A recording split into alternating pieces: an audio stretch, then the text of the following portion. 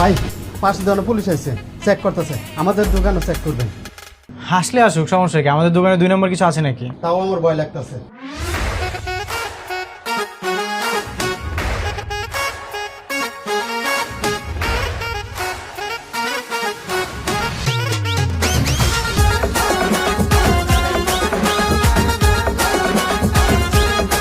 করে তাকিয়ে দেখছেন কি?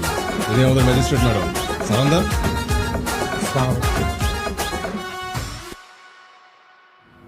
আপনার দোকান আমরা চেক করব, যদি কিছু উল্টাপাল্টা পাই তাহলে দোকান তো তালা মারবই, সাথে লাখ টাকা জরিমানা হবে। জি, চেক করেন। এই যাও। থাক, দরকার নেই। ম্যাডাম কি বলছেন? একবার চেক করে দেখি, যদি কিছু পাই। এটা আমাদের দোকান, আর উনি আমার হাজবেন্ড। উনি আপনার হাজবেন্ড? ম্যাডাম আপনি তো ম্যাজিস্ট্রেট, আমরা ভেবেছিলাম যে আপনার হাজবেন্ড হয়তো জজ বা ব্যারিস্টার হবে। কেন? আমি ম্যাজিস্ট্রেট বলে যে আমার হাজবেন্ড জজ ব্যারিস্টার হবে এমন কোনো কথা আছে? ওনার সাথে আমার বিয়ে হয়েছে, আর উনিই আমার husband. Sorry madam. It's okay.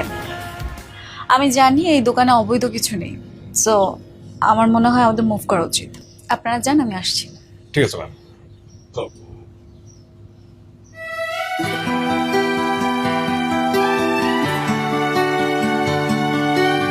একটা কথা জিজ্ঞেস করি, করো। আপনি কি এখনো আমার উপর রাগ করে আছেন? আপনি তো বলেছিলেন আপনার বাড়িতে যেতে হলে আপনার পায়ে ধরে মাফ চাইতে হবে। আমি আজকে যদি আপনার পায়ে ধরে মাফ চাই, আপনি কি আমাকে ক্ষমা করে দিবেন? না না না, পা ধরে মাফ চাইতে হবে না।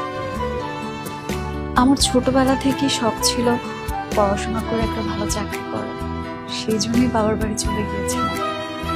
আমি জানি আমি ভুল করেছি, আমাকে ক্ষমা করে দেন। আমি না না, প্লিজ এসব করে তুমি লজ্জা দিও না। তুমি আজই আমাদের বাসায় চলো। আপনি সত্যি মন থেকে আমাকে মাফ করে দিয়েছেন? হ্যাঁ সত্যি।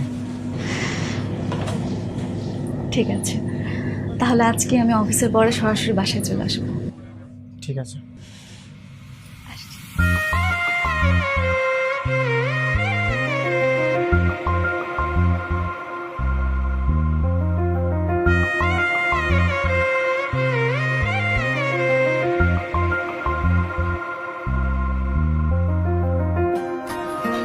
তুমি এসব কি করছো?